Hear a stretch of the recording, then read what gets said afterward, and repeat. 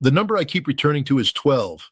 12 American officers, two of them general grade, four colonels, three lieutenant colonels, three majors, removed from the operational picture in a fraction of a second by a single weapon over a single structure. And what I am going to tell you today, grounded in everything I absorbed during my years as a Marine Corps intelligence officer and my subsequent work as a United Nations weapons inspector inside facilities on multiple continents, is that those 12 deaths are not the tragedy being packaged for you on your television screen. They are not a battlefield misfortune in the conventional sense that word gets deployed to sanitize the consequences of strategic miscalculation. They are the empirical signature written in physics and rank distribution and structural damage of a policy decision made with access to intelligence that said precisely this would happen. Let me be clear about something before we go any further. I have sat in rooms where the actual assessment picture was being assembled from raw collection. I have read finished intelligence products that policymakers received, that their briefers walked them through in language carefully calibrated to inform without alarming, and I have watched those policymakers choose to interpret what they were given in ways that confirm the decision they had already made before the briefing began. I know what a manufactured confidence architecture looks like in its finished form. I know what it costs when the weapon that architecture was designed to obscure arrives at the address it was always going to reach.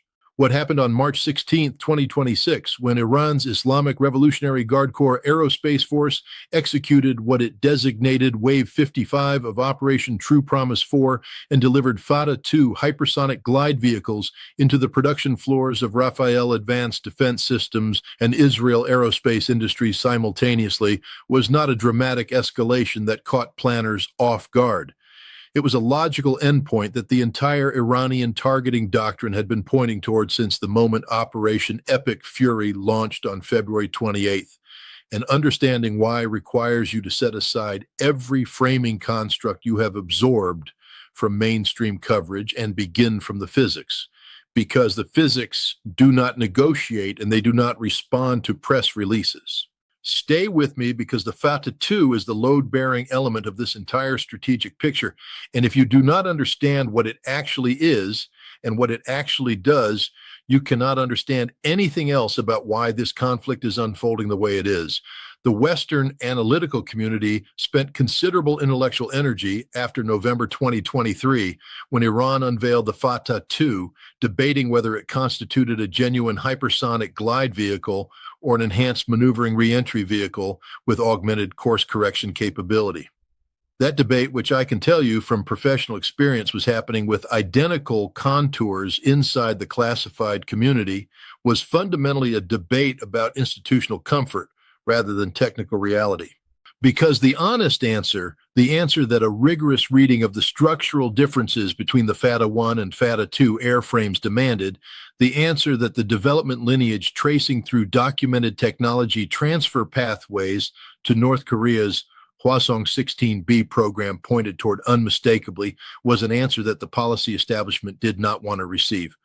A maneuvering reentry vehicle changes its terminal trajectory. That is a meaningful complication for an interceptor battery operating against a traditional ballistic threat profile. A hypersonic glide vehicle does something categorically different. It decouples the relationship between launch vector and impact vector entirely. It releases from its booster stage at altitude and then maneuvers in pitch and yaw simultaneously across its full approach profile. It can execute skip-glide flight sequences across the upper atmosphere, extending range and altering the angle of arrival at its target in ways that compress the data available to any defensive radar system to near uselessness. It maintains velocities between Mach 13 and Mach 15 during the terminal phase, generating aerodynamic skin temperatures exceeding 2,000 degrees Celsius, which produces a plasma sheath around the vehicle that degrades radar cross-section tracking and compromises the effectiveness of most conventional terminal guidance seekers. The intercept geometry problem this creates is not a matter of human reaction time. It is a mathematical impossibility embedded in the physics of the engagement.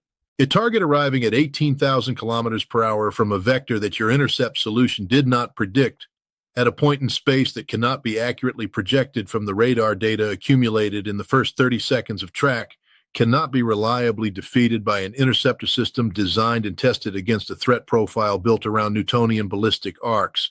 This is not my independent analytical conclusion drawn from open sources. This is the publicly stated position of Yuval Bazi, the vice president of Rafael Advanced Defense Systems, the company that builds Israel's primary interceptor architecture and the company that Iran put on its target list for March 16th.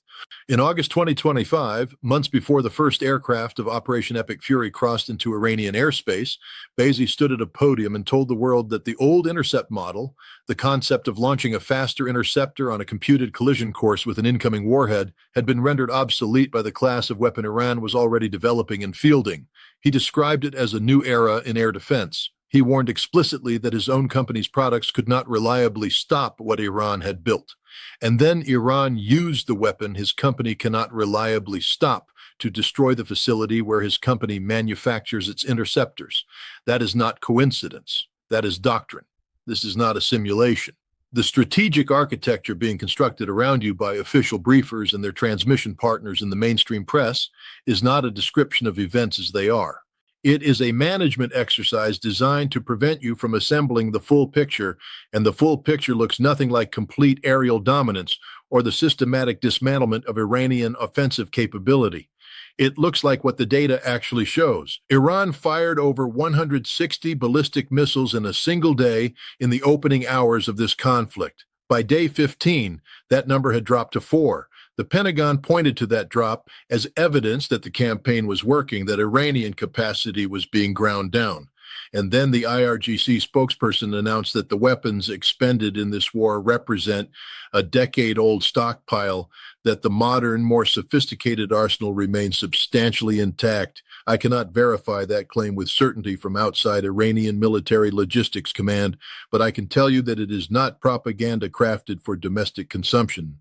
It is a direct communication to military planners in Washington and Tel Aviv, and the strategic effect it produces is identical regardless of its precise accuracy. It plants doubt, and in warfare, doubt is a force multiplier for the side that deploys it. What the drop in daily launch rate actually represents, when you understand Iranian operational sequencing, is not depletion. It is phase transition. Iran opened this conflict with its expendable inventory at maximum volume, running Patriot batteries through continuous engagement cycles, burning through $3 to $4 million interceptors against Shahed attack drones that cost approximately $30,000 each to manufacture and deploy. Every engagement cycle Iran forced on a Patriot battery was simultaneously an attack and a data collection exercise. Every interception Iran observed provided targeting teams with information about radar dwell patterns, engagement timelines, intercept geometries, and salvo sizing thresholds that tightened the accuracy of subsequent waves. Iran was not simply firing missiles. It was mapping the defensive architecture from the inside, using the defensive architecture's own responses as the mapping instrument. The reduced volume in later days is what a military looks like when it has completed the attrition phase and is preparing to transition to the precision phase. March 16th was the precision phase arriving. Let me now walk you through what Rafael Advanced Defense Systems and Israel Aerospace Industries actually represent in the context of this conflict, because the mainstream description of them as defense contractors is not just inadequate, it is deliberately structured to prevent you from grasping what Iran destroyed and what its destruction means. Rafael is the industrial nervous system of Israeli military capability, full stop. In my years analyzing defense industrial bases across multiple continents, I developed a clear professional distinction between peripheral contractors and backbone institutions, and Rafael is the latter in the most unambiguous sense available. Rafael builds Iron Dome, the short-range interception system that has become the defining symbol of Israeli air defense in Western public consciousness. Rafael builds David's Sling, the medium to long-range interceptor layer. Rafael builds the Spike family of anti-tank guided missiles that every Israeli infantry formation and armored vehicle depends on for precision ground engagement. Rafael builds Iron Beam, the laser-based intercept system that Israel has been racing to deploy at operational scale precisely because its cost per engagement is measured in a few dollars rather than the $50,000 to $100,000 that each Iron Dome interceptor round consumes. Rafael is embedded in Israel's cyber and electronic warfare architecture at levels that no public statement from either company or the Israeli Defense Ministry fully discloses, but which any serious analyst of Israeli military capability understands are structural rather than supplementary. Israel Aerospace Industries manufactures the Aero 2 and Aero 3 systems that constitute Israel's highest altitude defensive tier, designed to intercept ballistic warheads in space and the upper atmosphere before re-entry. IAI also produces Heron surveillance drones, Hermes unmanned aerial vehicles, cruise missiles, and satellite systems that thread through every layer of Israel's operational capability. Between Rafael and IAI, you have the complete production chain behind Israel's defensive shield and its offensive sword. Iran targeted both simultaneously in the same wave with the most capable weapons in its arsenal. This was not a bold military operation. It was a strategic announcement delivered in the language of fire and physics that Iran has shifted its operational objective from exhausting Israel's defensive inventory in the air to destroying Israel's capacity to replenish that inventory on the ground. Iran's army confirmed this publicly in a statement released March 17th that named Rafael's technology centers, cyber warfare facilities, and drone production infrastructure by function, named Iron Dome and Iron Beam by name, as products under deliberate attack. That is a targeting doctrine announcement delivered to the world, and it represents a fundamental escalation in the sophistication of Iranian operational thinking that no amount of IDF press conferencing can honestly characterize as a setback for the enemy. Stay with me, because the interceptor stockpile dimension of this conflict is the thread that ties the March 16th factory strike, the 12 dead American officers, the Strait of Hormuz closure, and the Allied collapse into a single coherent picture of strategic failure at the planning level. The United States entered Operation Epic Fury with Patriot surface-to-air missile inventories at approximately 25% of the Pentagon's own stated minimum operational requirement. Not a manageable shortfall, not a gap that aggressive logistics can bridge while combat operations proceed. 25% of minimum requirement produced by two compounding institutional failures that decision makers at the highest levels had access to and chose not to address. The first was the sustained transfer of interceptor stocks to Ukraine, defensible as a policy in isolation, but never reconciled against the scenario of a simultaneous high-intensity engagement in a second theater.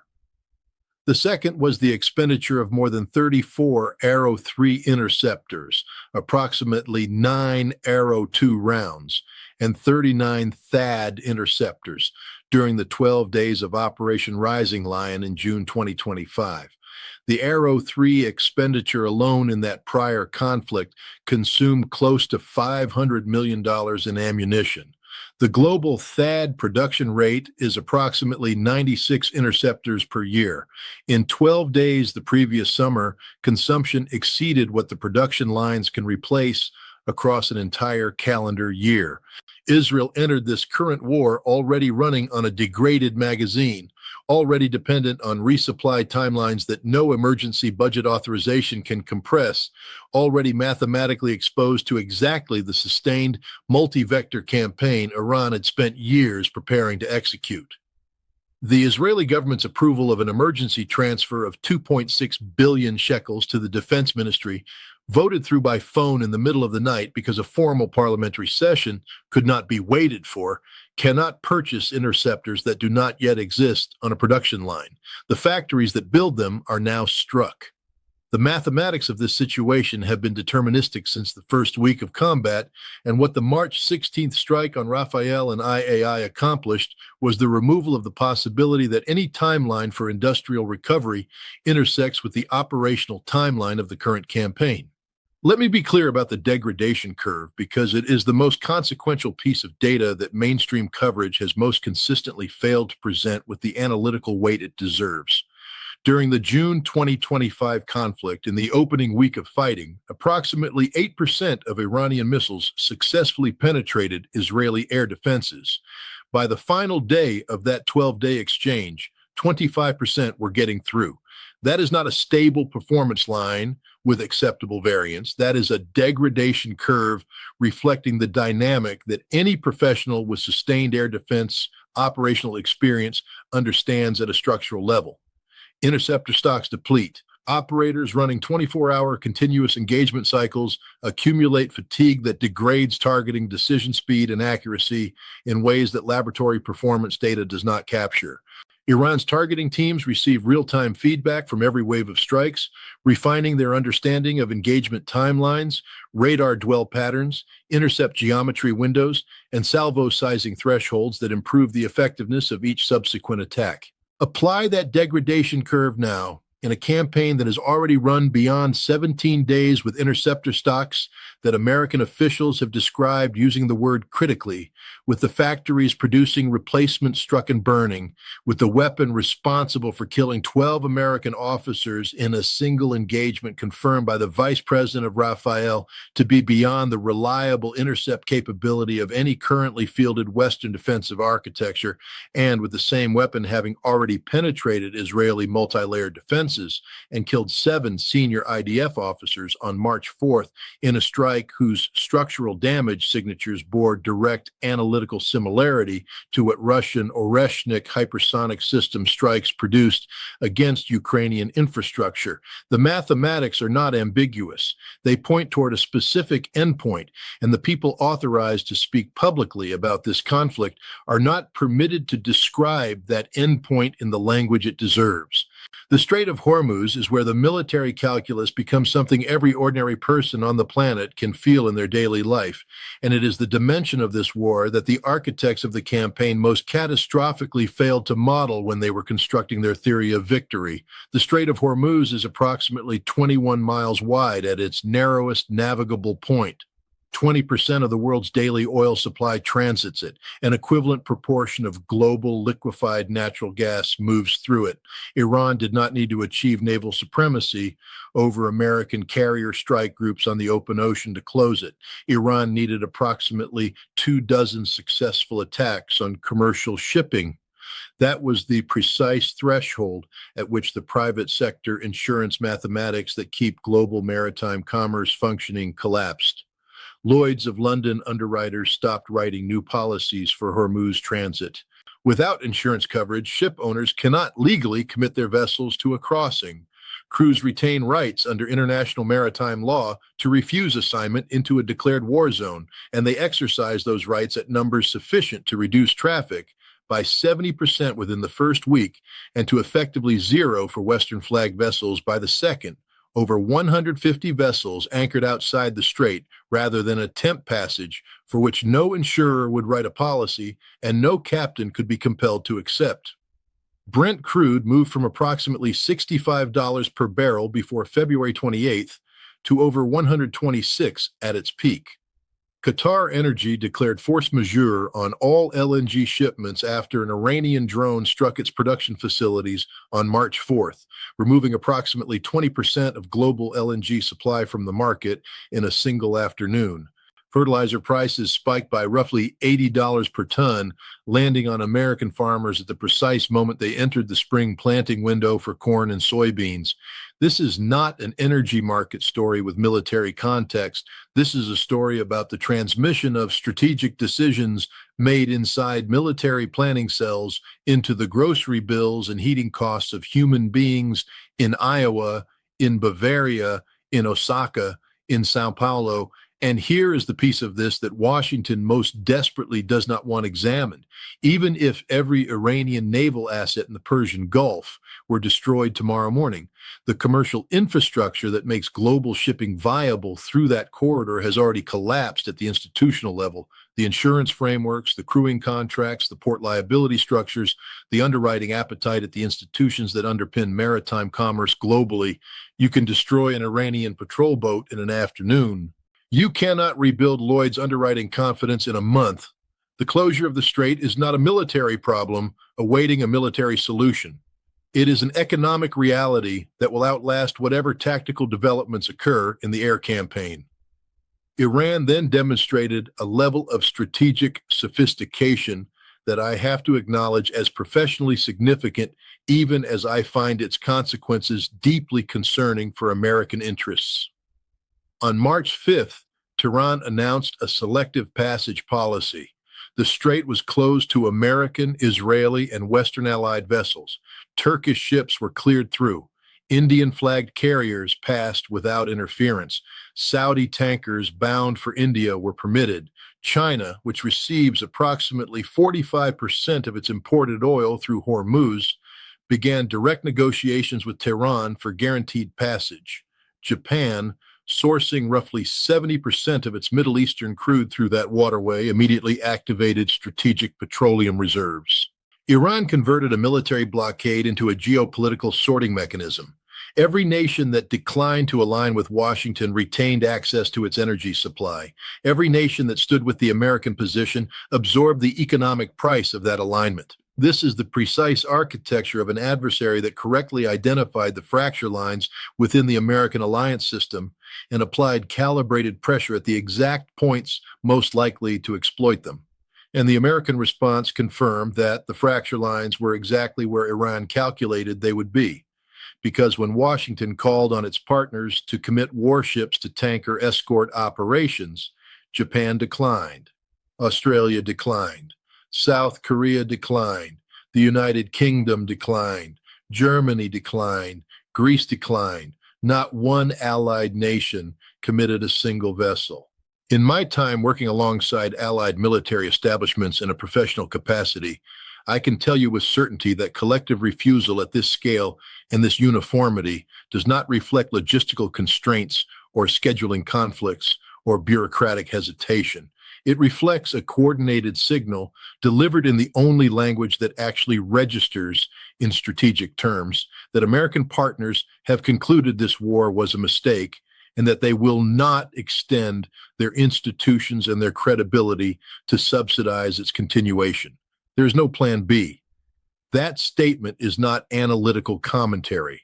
It is the conclusion that every observable indicator in this conflict points toward with a consistency that demolishes the alternative hypothesis. Plan A was aerial dominance producing sufficient pressure to fracture the Iranian regime, followed by a ceasefire negotiated on American terms with the strategic landscape fundamentally reshaped. The regime did not fracture.